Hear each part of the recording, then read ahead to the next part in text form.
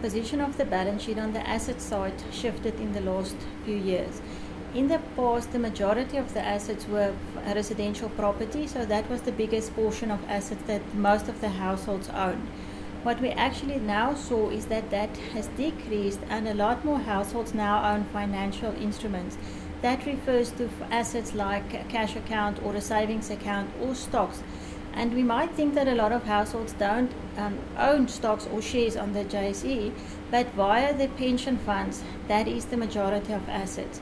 So for those consumers that do save and that are members of a pension fund, they're in a financial position that they've got great returns on the last few years, with the JSE having a good run the last few years, increasing their wealth.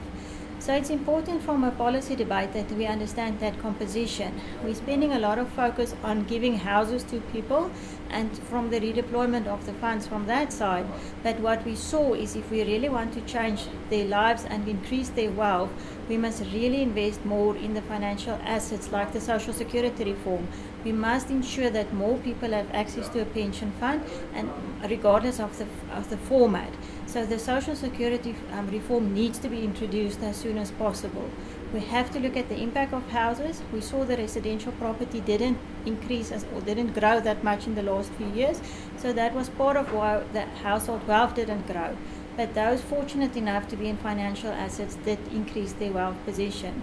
So it's important also for consumers when they are not part of a pension fund to look at the opportunities of investing in retirement annuities, because that gives them access to the JSE, but it helps them saving for the long term.